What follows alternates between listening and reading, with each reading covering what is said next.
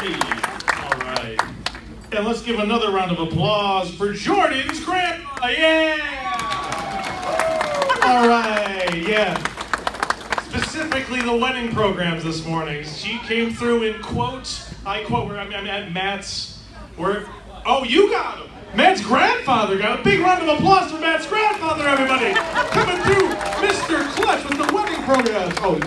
Oh, you're here too. All right. Okay, so you can help me make the speech. Sweet. All right. All right. Well, you know, that's something I'd like to say is that when you get to be a little bit older, this is the proper use of my mic. That's correct. Oh, thank you very much.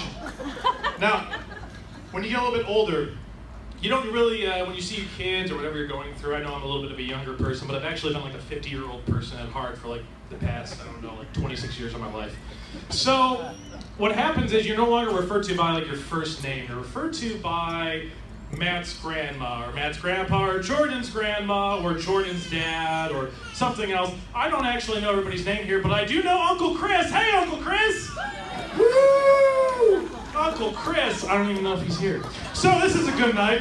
As a parent, this is supposed to be the landmark night where all of your hard work has paid off, right? You dealt with all of those good years and bad years. It's been a really, really, really rough time. So let me ask you a question, parents. Are you happy with the end result? Are you happy with what's happened? All right.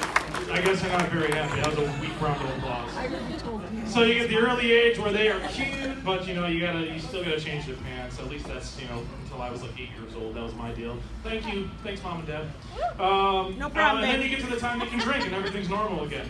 But then you get the in-between time, and that time is literally just doesn't matter what you do. I get that. I was a teenager once, but when I was a teenager, I didn't conceive the idea that you were a teenager at one point, and all of a sudden I was just like, good job, all of you. None of you have done a good job, and it was just absolutely miserable. So you got to deal with that time period that is going through. So you go through the time where it's cute age, then you go through the time where it's miserable for 12 years, and then you go through the time where we get to this point, all happy, and we're just like, we did this. This is our thing. We did it. So I'm pretty proud of Matt and Jordan. But let's talk about Matt for a second, because she talked a little bit about Jordan. And I'll talk about Jordan because I've known Jordan for a while as well. Matt's a compassionate, empathetic, great communicator. Compassionate, empathetic, like great communicator.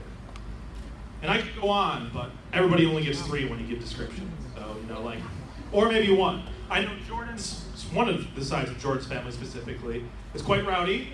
I know this because we spent a couple New Years together. They're very great. Jordan's dad, you are the broest of all bros. There is no way that can be beaten out of all. Literally, he's up there. He's just like, take care of her, bro. And I'm just like, this guy is committed. He goes away, he comes back, and he goes, take care of her, bro, again. He gets that look, he's just like, don't you do anything to my daughter. But I'm serious, Jordan, like seriously, if anybody ever hurts you, I'd be really afraid. I would do it. The other side of your family, I know, George, they're like the complete opposite. Like just very calm, collected, And some traits like that you hope translate, into events like this with your church. Just like, I hope they're graceful. I just hope they're graceful. Like Uncle Chris! Uncle Chris is really grateful. Hey, for Uncle Chris! Is Uncle Chris here? That would be really embarrassing. Oh, there he is! Yeah. Uncle Chris, I gotta be completely honest right now. I didn't actually know that you looked exactly like your dad, so I started calling your dad Uncle Chris the entire rehearsal the last time. So really sorry about that. Now the Robillards and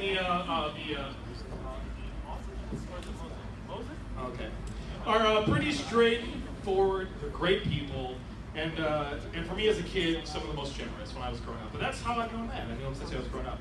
Now, dear Lord, I didn't like spinach. I did not like spinach. And I go over one day to Matt's house. And you can see Matt's grandma, she's got her hands in her face. She made this spinach pizza. Anybody who's ever had the time. Yeah, no, one person started clapping. Everybody should clap. Matt's grandma's spinach pizza. Her spinach pizza is out of this world. You put it in your mouth and you're just like, everything's better. I don't care about anything else. I just feel better about life. I'm very depressed, but today it's just about spinach. Who gets a kid to say it's just about about spinach, Matt's grandma. Now, just copious amounts of delicious food came from that family. How Matt doesn't look like the modern day size of Gabriel Iglesias is probably honestly due to the kind of kids that we were. Which brings the question, how the hell did Matt and I end up friends? I mean, I'm kind of crazy, but if anybody knows Matt, well, he's kind of crazy too. So, he's one of the only kids that was my kind of crazy growing up when we were in middle school. So this is a story that I'll give you a little background on myself. My parents are sitting over there at this table right here. I grew up, my parents gave me a quick story. I was 8 years old. They said, Nick, you were planned with Jim Beam. They should have told me when I was 8. Or you knew when it came back to this point. So they said, you were planned with some Jim Beam. Yeah, those are the kind of times where they knew if I got my balance, was able to run, I'd be going all over the place. I know some of us here understand what happens when you have multiple kids and they're running all over the place. So my parents were brilliant. They just threw pillows at me to knock me off. But little did they know that the prolonged period of me learning to walk came with great balance, and then I could run very far without being knocked over by other adults. And that was pretty tenuous. But I grew up a crazy kid. They'd give me candy like when I was like 9 years old, and they say, go run between the halls. And honestly, they didn't say anything because I was already up running between the halls, door to door, your walls. And now I'm the way you know me now. So how did I have any friends? Well, I really wouldn't have. Seriously, to be honest with you, it was hard for me to make friends as a kid growing up. Elementary school, it wasn't until middle school where I really started making friends. And in 6th grade, which was a year before I actually started making friends / things snapped in my head like, maybe you should act better around people. There was this other crazy kid named Matt Mosick. And Matt Mosick, well, the way we got to really know each other was we both got into lunch detention with each other. What? Yeah, that's exactly how it happened. And it didn't work. They're like, the whole point of lunch detention is you're supposed to be disciplined. That didn't work well at all. We were just like, yeah, hell yeah, we're in lunch detention. Friday, Monday. We literally made up a song. We sang it right in front of the people who wrote us up, and they were so confused. And then we became friends. So you go from there. We were in band together with trombone. Matt one time threw a music stand at me. What? Well, that was all play. I wasn't upset. You know, I was trying to tackle him at the time. We also joined the wrestling team that didn't involve the music stand, so we had a legitimate place to do that without, getting in trouble or detention. So, hands down, Matt's just my kind of crazy. That sounds like something I would say to somebody that I was marrying, and I would. If, he wasn't crazy in love with Jordan, but whatever, man, I guess so. So, we get through that. We would have a better love story than Twat. So what the hell did I say Matt was? You're a compassionate, empathetic, a good communicator. It takes a village to raise somebody, that's for sure, but, it has a pretty large amount of idiots, that village that raises your kids. There's no doubt about that. Anybody who's ever said anything about your school system or anything like that, you're just like, man. But I'll say, and honestly, I'm implied. I'm pretty idiotic. But realistically, we all had a great team that we hung out with. And this is the time I really stopped cracking too many jokes, and I get completely honest with you, which is that Matt's grandmother and Matt's grandfather are two of the most wonderful people, and Matt's mother are some of the most wonderful people that I've met that aren't blood related. All the traits you see in Matt and what he's done today, everything that he's come to, everything that he's done. When I watch Matt and I'm not kidding you, every St. Patrick's Day since this kid has had a driver's license, Facebook, do not go out and drive. I will drive you. I don't care if it's 2 in the morning because Rochester's 2 a.m. bar call. That's dumb. I live in Buffalo. It's 4 a.m. Go Buffalo. But he's out there to drive you.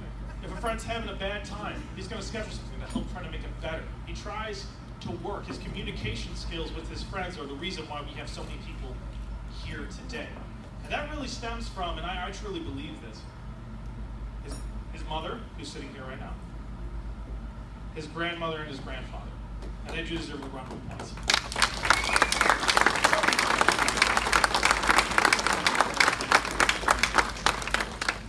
When I was in middle school, I'd go over all the time. And I'd specifically interact. Every time I'd walk in a room, and the first thing I walk through your garage, and I see your grandfather sitting on a chair, usually watching a rerun of the Sabres game that happened, or an old Sabres game, or a John Wayne movie, or something else that was going on. He was there. But that guy was always there for us. It didn't matter. We're just like, we want to go see Pirates of the Caribbean. Your grandfather was like, I'll drive you there. We want to go up. We're going to do this band rehearsal at Colton Freitas' house that's down the street. Your grandfather would drive us. Your grandfather did all those things. And the one thing that I can say that I'm proudest, besides being able to just be here generally right now, is that you are so much like your freaking grandfather, who is one of the best men I knew. It's incredible.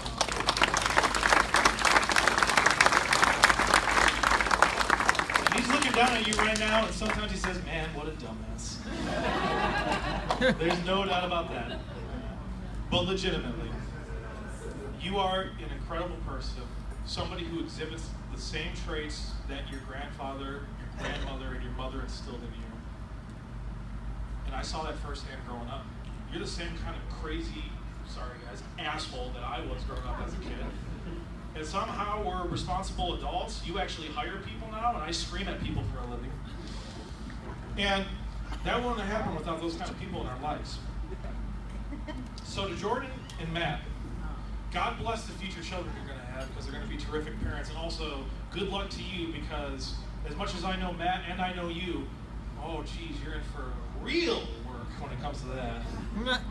But you're two of my best friends. You're a terrific couple. And I can tell you this right now, everybody in this room is always going to be here for you. So thank you, and cheers.